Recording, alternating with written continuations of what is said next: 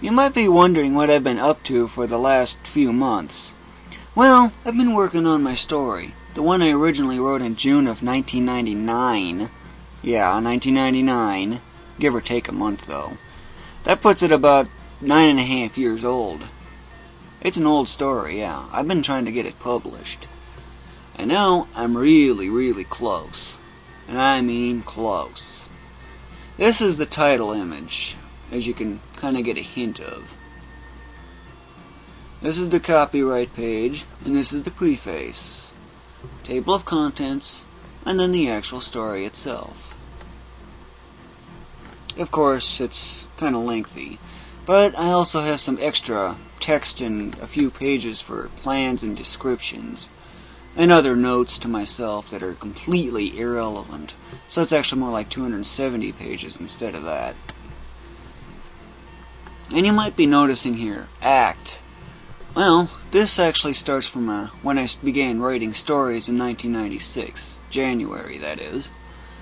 In January, I originally used a play format that's quite confusing to read, even to me. That's because the actions and dialogue are all mixed in together, and if missing parentheses and lots of actions with the same character repeating stuff again and again, it becomes a real mess, and quickly. So, I have a solution to that, because in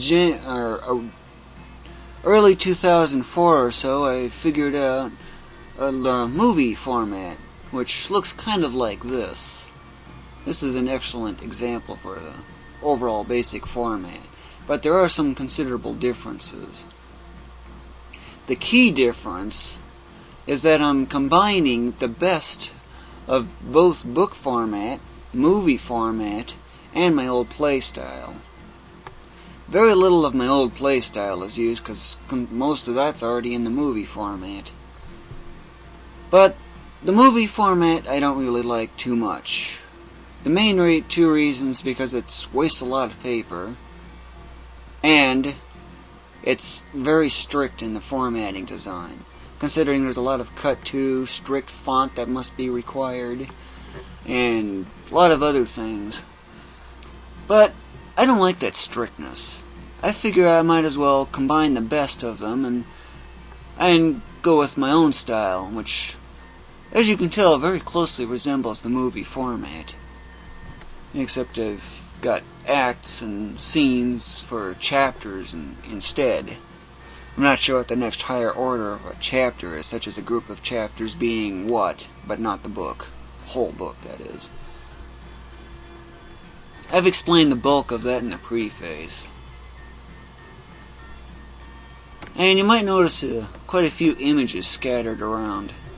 Well, some of them were originally in grayscale, such as this, and these two.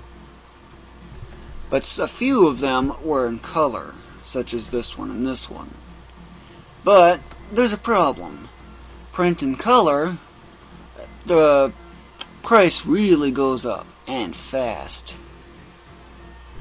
So, the fix, grayscale. Although color really is not important to anything in my story, grayscale works just fine. Although, the one problem, convert to grayscale and, well, the colors don't really match the apparent brightness. What do I mean? Take green, the color 00FF00, in HTML notation, that is. Against a white background, green is almost about the same brightness. It's actually 212 according to my experiments, plus or minus 3. That's about the margin of error I feel as if it is, for 95% certainty. But if you were to print that out, it actually appears a lot darker than that, somewhere around the 120 neighborhood, which is actually about what red appears on the monitor. So to cancel that, I wrote a program which, based on my experiment results, mimics what you actually see on the monitor. So what you're seeing here on this, ignoring YouTube's weak video quality, the colors here actually match the apparent brightness in the original image very closely. It's still not exact, but it's close, and that's what matters. And occasionally you might notice I do some research, and you might be wondering what this is. Well, it's the answer to my publishing problems. Yes, it's Lulu. And distribution, you might be wondering. Yes, I plan on having this as a book, distributed to places like Barnes & Noble, Amazon, Walmart, you name it. That's what my plans are anyway. And this is probably the one I'm going with, the option. Yes, you gotta pay for it. But unlike the 400 or so that I've been seeing, that's a lot better. I'll take that.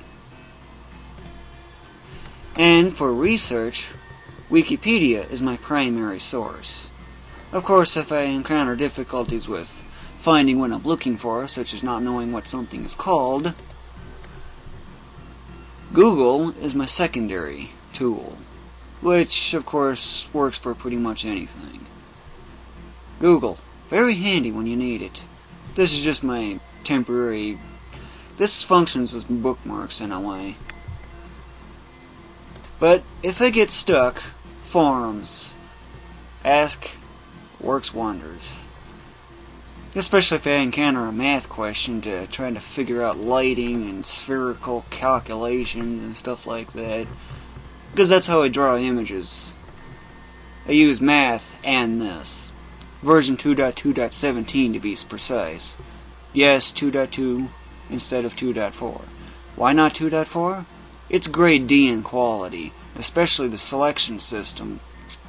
That selection system is a pain to work with. Plus the GTK takes out a lot of the good stuff that I like in the older 2.8.18 version that I use.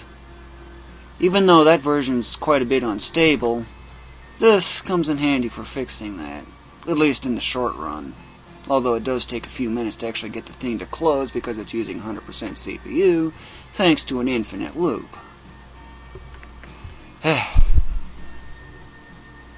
And this is what I use to record this video, and other things involving Windows. This is for special characters. This is basically what I use on internet forums, since this is all the 8-bit characters. Very few forums have problems with that. But, unlike forums and the internet, I can use anything, any one of these. Any one of those in my document. But the most commonly used ones are particularly this one and this one. That's the degree symbol. You should recognize that one. But that's pretty much all there is to what I've been up to. I will not be updating my website or releasing anything to YouTube until either I finish my story to the point where I'm working on where I can send it to copyright, which takes several months to process, 6 to 8 or so, give or take quite a bit. Yeah, that's a good fraction of a year.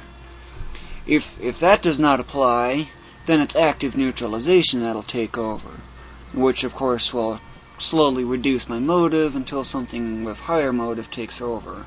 That's the theory of choice. But that's pretty much all I really need to note. This video and this story were created by Ulillillia. Thank you for watching.